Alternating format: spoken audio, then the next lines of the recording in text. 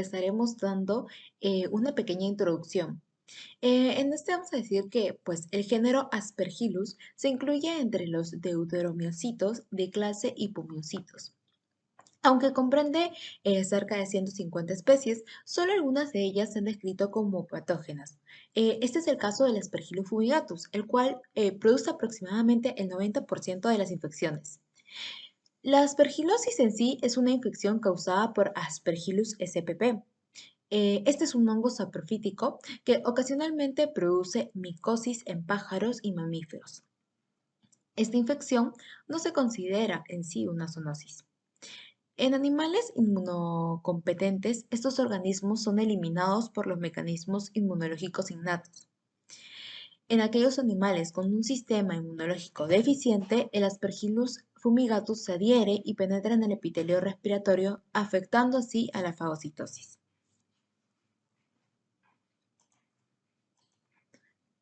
Bueno, entre las características más importantes de este hongo podemos decir de que es un patógeno oportunista, productor de esporas muy numeroso en el entorno. El Aspergillus es un hongo filamentoso, hialino, saprofítico y pertenece al filum Ascomycota. Se ubica en la naturaleza, aunque su principal nicho ecológico es la tierra, el agua y la vegetación. Aunque es resistente a cualquier tipo de estrés ambiental, crece en tipos de sustrato, especialmente en suelos y materiales en descomposición. Entre los hospedaderos encontramos a los bovinos, a los equinos, a los humanos, a las aves y a los cetáceos. Eh, las esporas de Aspergillus se pueden dispersar fácilmente en el aire, sobrevivir en diferentes condiciones ambientales. Este hongo tiene un ciclo biológico muy simple en el cual se forman esporas para su reproducción. Y tras la germinación de estas esporas se producen hifas que serán las formas invasivas de los hongos. La simplicidad del ciclo biológico produce una alta capacidad del hongo para la esporulación y como consecuencia la presencia de concentración de esporas en el aire. El Aspergillus fumigatus es más termotolerante que otras especies. Puede crecer en temperaturas que oscilan entre 37 grados a 50 grados, lo que le permite un crecimiento en determinadas condiciones medioambientales muy extremas. Tiene una alta concentración de melamine, por lo tanto se observa un color negro, verde, que le protege de los rayos UV. Sus células blancas se encuentran en la vía respiratoria, en la mucosa y en la vía digestiva.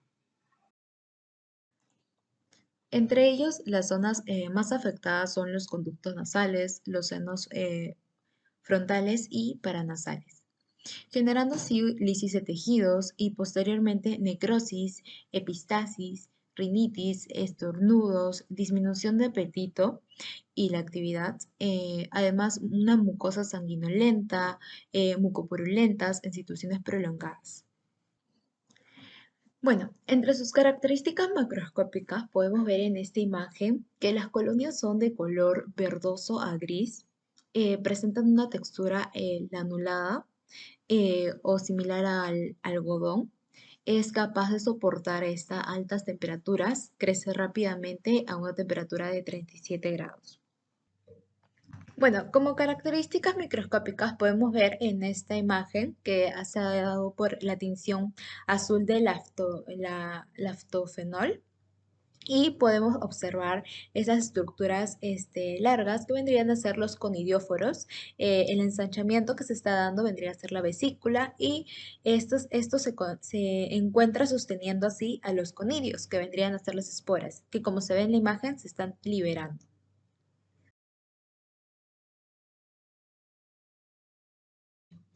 Bueno, ahora hablaremos sobre los factores de virulencia. Se ha postulado la existencia de factores de virulencia característicos, pero en Aspergillus fumigatus existe una gran variabilidad de factores de virulencia no clásicos.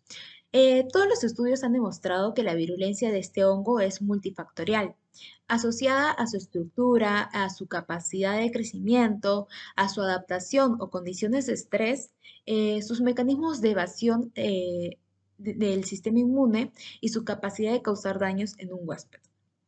Son varios los genes y moléculas que intervienen en el desarrollo de aspergilosis invasiva.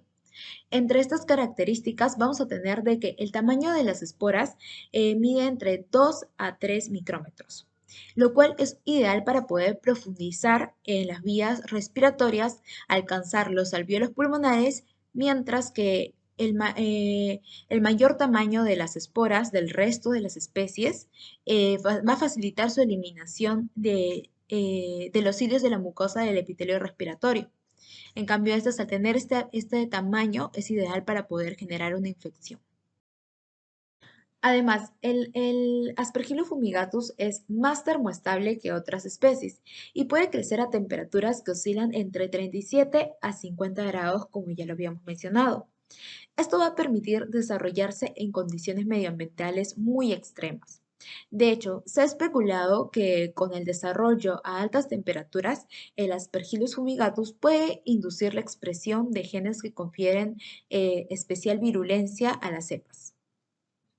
Bueno, aparte el Aspergillus fumigatus puede secretar toxinas que son capaces de actuar en el momento crucial de la patogénesis, cuando el hongo coloniza el epitelio mucoso e interacciona con el huésped.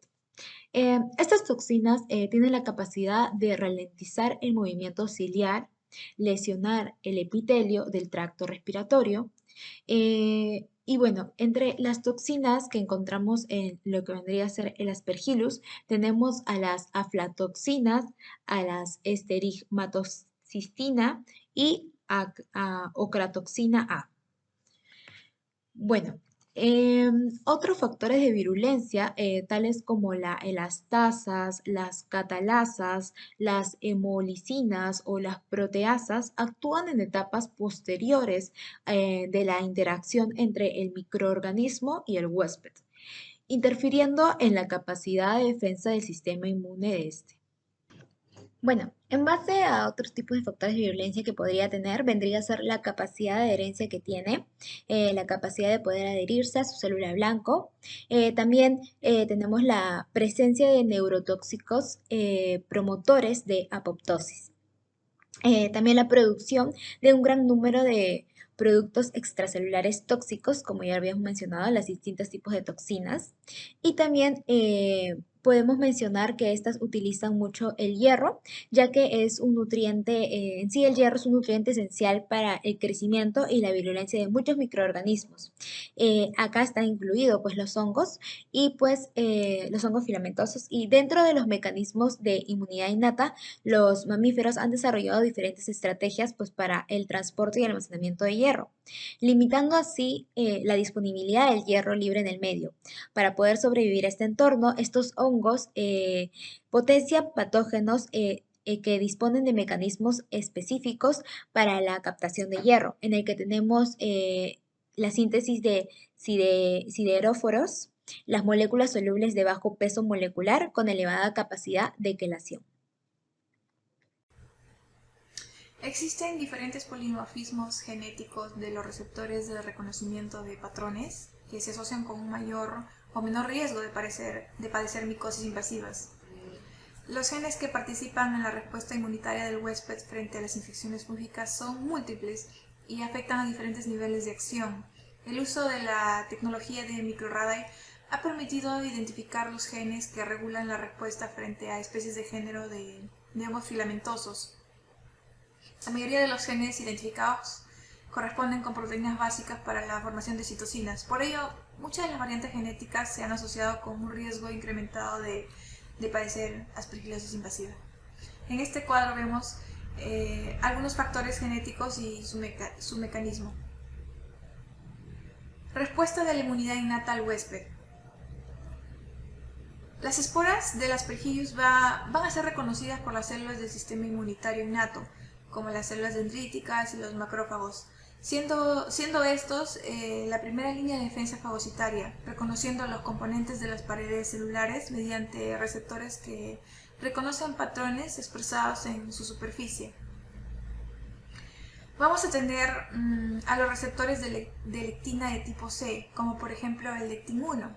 Particularmente este es importante en la inmunidad antifúngica que está presente en el fluido alveolar y favorece la fagocitosis y aglutina las esporas del Aspergillus, inmovilizando al patógeno y favoreciendo la acción del sistema inmunitario. También van a estar involucrados otros tipos como los receptores de tipo TOL, el tipo 2 y tipo 4, ¿no?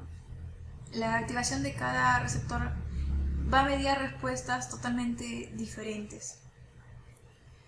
Cuando los receptores de reconocimiento de patrones se unen a los hongos, señalizan a través de sus segmentos intracelulares o de moléculas asociadas, induciendo la fagocitosis y el inicio del mecanismo de destrucción. Y también ayudan a impulsar el desarrollo de la inmunidad adaptativa. Muchos receptores de lectina de tipo C utilizan la misma molécula de señalización. Tenemos a la CAR9 para activar esta respuesta inmunitaria frente a hongos. Según estudios, como resultado en ratones y en humanos con deficiencia de CAR9, que es una molécula importante para activar la respuesta inmune antifúngica, estos van a ser muy susceptibles a infecciones por hongos, ¿no? Porque aunque sí tienen los receptores que reconocen patrones moleculares específicos asociados a patógenos, para unirse a ellos, estos receptores no pueden emitir señales y por tanto no existe inmunidad. También algunos factores humorales participan en la respuesta inmune innata del huésped frente a la infección de Aspergillus, ¿no? Tenemos el sistema de complemento que actúa frente a las diferentes formas del hongo, ya sea por su vía alternativa, que reconoce y elimina esporas, o por la clásica, que reconoce las formas de germinación y las hifas, ¿no? En ocasiones se va a dar que el tamaño de las hifas es demasiado grande para ser fagocitado y estas pueden ser dañadas a través de los mecanismos extracelulares como lisocimas, ¿no? Que estas favorecen la fagocitosis, o péptidos catiónicos que favorecen canales en la pared del hongo produciendo su lisis. A pesar de la importancia de estos factores humorales, los factores predisponentes de aspergillosis invasora suelen estar en relación con una difusión del sistema inmunitario de fagocitosis y no en relación a defectos de la inmunidad humoral. En lo que respecta a la aspergilosis invasiva, la inmunidad celular es clave, mientras que el papel de la inmunidad humoral es secundario, siendo más relevante su función en el caso de algunos hongos levaduriformes, como el de la cándida. Esta se iniciará con el reconocimiento de antígenos que pertenecen al microorganismo invasivo durante la presentación de estos antígenos. En este proceso es básica la acción de las células dendríticas. Estas detectan, reconocen y procesan el antígeno. Como consecuencia, se secretan diferentes citoquinas que inician la respuesta mediada por los linfocitos T. Estos se encargan de regular y amplificar la respuesta del huésped frente a la infección. Dependiendo del antígeno presentado, las células dendríticas promueven la diferenciación de los linfocitos T-helper en distintas líneas de respuesta linfocitaria, como son los linfocitos Th1, Th2, Th17 o T reguladores, como se muestra en esta tabla. La respuesta mediada por las células T1 se asocia con la producción de citoquinas proinflamatorias, interferón gamma, interleucina 6 e interleucina 12, que son esenciales para la protección frente a esta infección. La respuesta Th2 se asocia a la secreción de citoquinas antiinflamatorias, como interleucina 4, interleucina 5 e interleucina 10, que clásicamente se ha relacionado con una respuesta inadecuada del huésped frente a la infección.